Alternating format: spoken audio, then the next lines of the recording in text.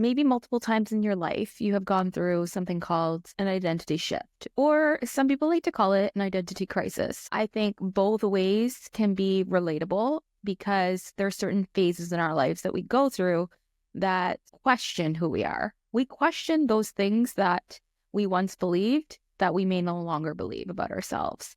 And we question if we're on the right path. We question if we're growing or evolving into the person that we're supposed to be. So an identity shift is something that is, I feel, mostly felt and then something that you embody. For many parts of my life, I have fallen into an identity shift. And only lately, my identity shift has been more dramatic, where I felt it almost like an awakening. I really want to discuss the signs that you are going through an identity shift. So welcome. My name is Sherry, the co-host of the Hey Soul Sister podcast with my best friend, Whitley Jane. If you haven't listened to the podcast yet, head over to your favorite provider and listen to the Hey Soul Sisters podcast. Okay, so what is the first sign that you're going through an identity shift? Well, you start to question who you are. It's like suddenly feeling disconnected from certain habits, certain interests, certain relationships. And this phase is often really confusing, but it's actually the beginning of discovering your true self. An example might be you're used to going out every single night, which I used to when I was, a teenager. And suddenly you have no interest in that. And that could just be old age. Either way, the interest changes, your interests change, your habits change, your way of living changes, and maybe your friends and where you live changes and how you live changes. So really look at your life and see the difference of when you were younger versus now. So the second thing is you start to let go of certain people that you once connected with, and you no longer feel like you want to hang out with those people anymore. You start to feel disconnected. And so you're attracting different kinds of people based on who you are turning into. And this feeling can be also enlightening and all-knowing because you start to look at other people's behaviors as no longer aligned with you, and their frequencies no longer align with you. There's so many moments in my life that, I've had friends and they're no longer a part of my life because we're just in different phases of our own journey. And maybe their identity just doesn't match up with who I am now. And so I need to let go of those things. And I'm starting to attract the people that are actually aligning with this phase of my life. Number 3 is you just feel really uncomfortable. I think this one is the most important one because your identity shift starts to feel like a spiritual awakening. I almost feel like there have been times where I have felt so uncomfortable that my trust and surrender abilities start to fade. I don't understand what I'm supposed to do next. I know that I can't stay in the same situation I'm in. I know that I can't stay in the job I'm in. I know that I can't have the same friends, and I know I need to change my habits in my life. But that part is uncomfortable because the fear of the unknown is something we all have as human beings. And so when we feel uncomfortable with changing our identity, that means really shifting our reality. And when we shift our reality, certain people, certain situations, certain habits, and a new person emerges. So the old version of you is just that one that was conditioned in that environment, programmed to fit that environment, to mold into certain situations and certain people. And when that no longer serves you, you start to notice that shift is going back to the real true version of you. The older we get, I feel we go to our actual identity. And the ones that are resisting that, going along and the way they think they should be, the people pleasing, the expectations, following rules, being what society expects them to be. But the ones that are actually listening to who they are, they actually sit with themselves and they feel uncomfortable because they're just finding themselves. So a lot of times it's us sitting with ourselves, feeling those discomforts of talking to ourselves and writing stuff down about where we want to be in life. And identity is something that is found. It is not created. It is found. So number 4 is you look at the world differently. Now, when I say that, the world has a deeper purpose for me. I have shifted in so many different directions because I just felt like I didn't see meaning in life with what I was doing in that time, or where I was living at that time, or who I was with at that time. And so those little intuition moments, you're like, This doesn't feel right. I have a deeper purpose in life. What is that? You start to look at everything as a new beginning for you. Something has never been discovered before. So what is your purpose in life? And, that's when they call that one a midlife crisis or an identity crisis.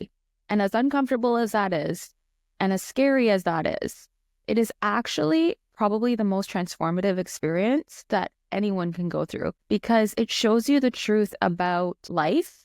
It shows you the truth about who you are and the relationships that you have and the ones that actually mean the most versus the superficial aspect of life, Usually change comes when the universe tells us to change, but sometimes we have an awakening moment where we start to question our lives. Like COVID happened and a lot of people were forced to change. And maybe that was necessary for them to shift into a new identity or their actual identity.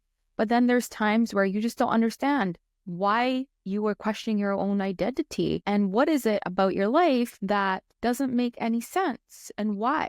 I feel like there's too much emphasis placed on what we do for a living versus who we are as people, as human beings. It is not what you do. So for many years, I was a wedding photographer. Before that, I had a bakery and people used to stop me on the side of the street and be like, "Hey, cake lady." And I would feel very offended. I have a name. My name is Sherry. And so you start to tie what you do to your identity, or people do that for you. So you start to see that what you do for a living is tied to your self-worth. And so for me as a wedding photographer too, for many years, I started to feel as though my job was defining who I was. So here are some ways to fully shift into this new identity. And it will take some work, because I guarantee you, after you've done this work, you will know exactly who you are and you will be hyper aware of what you deserve. You will be hyper aware of the people around you. You will be hyper aware of what it is you're doing, what you're saying yes to, what you're saying no to, the decisions that you make throughout life. You'll make a different life for yourself because you're really sitting with yourself and asking the right questions. So that leads me to the first point of how you shift into your identity. So number one is you want to practice that self-awareness. And this could mean taking a journal out and writing down the thoughts, the feelings, the emotions of who you are and who you want to be. So really write down specifics, like what parts of me do I want to explore further? What do I want to do for a living? Who do I want to be my ideal partner or friend? Who do I want to be as a friend? And what means the most to me? That identity is yours. Your thoughts are something that don't come out every single day on paper. So having a journal and writing those free flow without judgment will show you exactly who you want to be.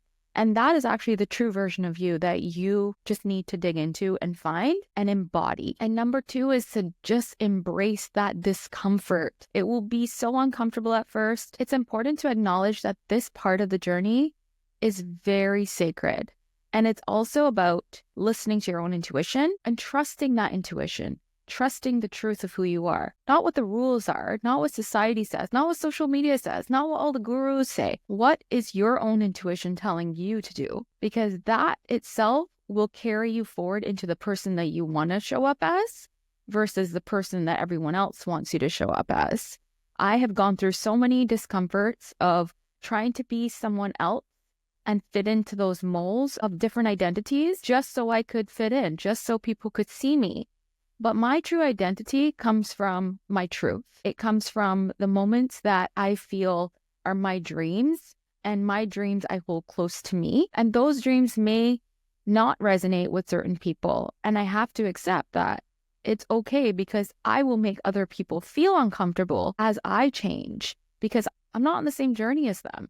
And so they may feel very confused about where I'm at. They may feel like, whoa, Sherry's changed a lot. What's going on with her?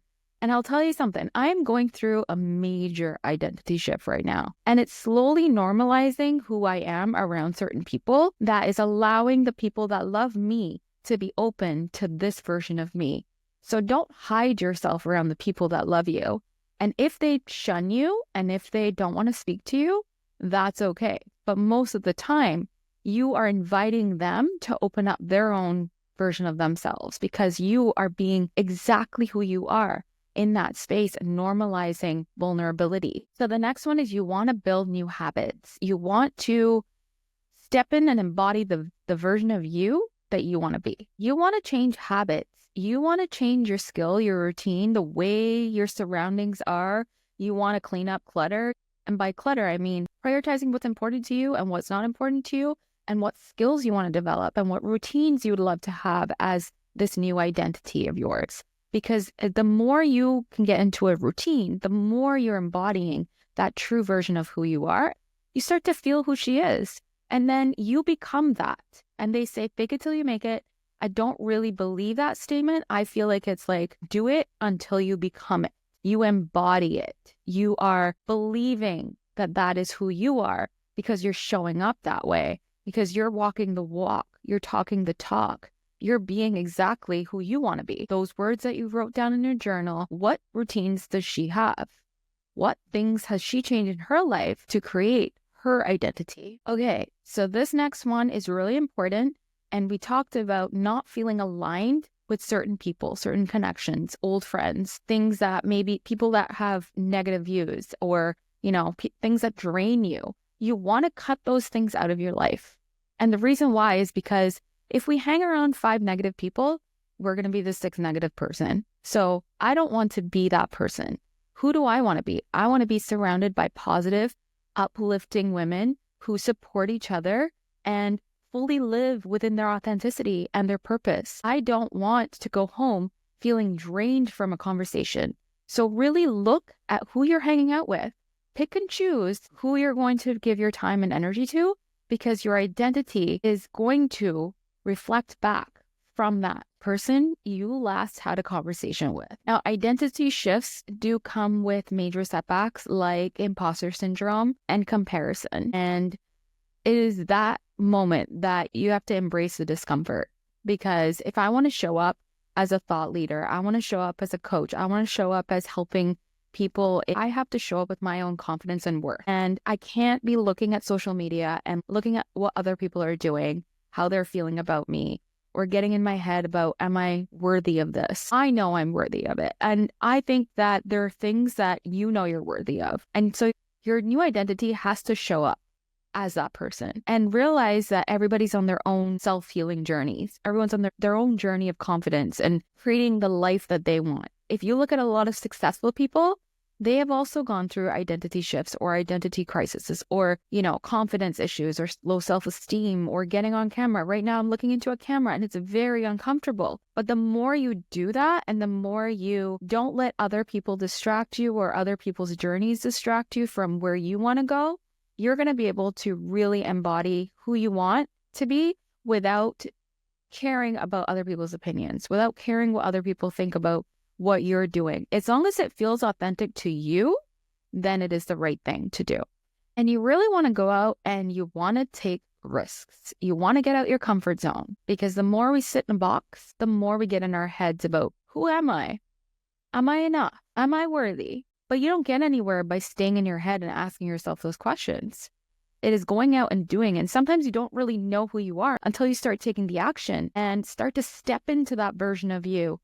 During this process of trying new things, getting out of your comfort zone, you're going to gain clarity. And clarity comes with action. There is no clarity without action. You can sit there all you want and strategize. What am I supposed to do? What makes the most sense? What is this plan? What is that plan? But until you do it, you are not going to really feel into who you want to be. So as you go, feel into the things that are true to you, and you will find your way. You will find your road. You will find your people. You will find your career. You will find your future that authentically aligns to you. And the last thing I want to say, celebrate your wins. Celebrate whoever you are. Celebrate even if you're not that version of you yet. Look at yourself and say, you know what? I have done so much work to get here, and I can be the best version of me. And every decision I make, I'm going to think and I'm going to be aware of it. And so really celebrate your growth and give yourself grace for it. Be patient with yourself, because it is not an easy process to shift your identity and to find yourself and to feel fulfilled and happy in whatever you're doing in life, because life is hard and there's all sorts of energies that get in the way of life. There's money, there's people, there's politics, there's government, there's like world issues. Then there's social media and what you're supposed to do and what you're not supposed to do. And then there's family matters. And then there's kids. And then there's spouses and relationships. There's so many things that create noise for us. And so just taking a step at a time and being patient with yourself during the process, we're not always going to get it right. But if we stay true to who we are at all times, we will find our way. You will find your way. I promise you. So I hope this helped you. I hope that you go out and you show up exactly as who you are, because this world needs you. This world needs you because you're unique. This world needs you because you have something to offer. If we were all built the same, this world would be a very boring place. So enjoy it. Get to know yourself a little bit more. Say your affirmations. I forgot to say that in the video, but affirmations are so powerful. And just remind yourself that you are amazing and your identity is enough. Your true identity is right here within you.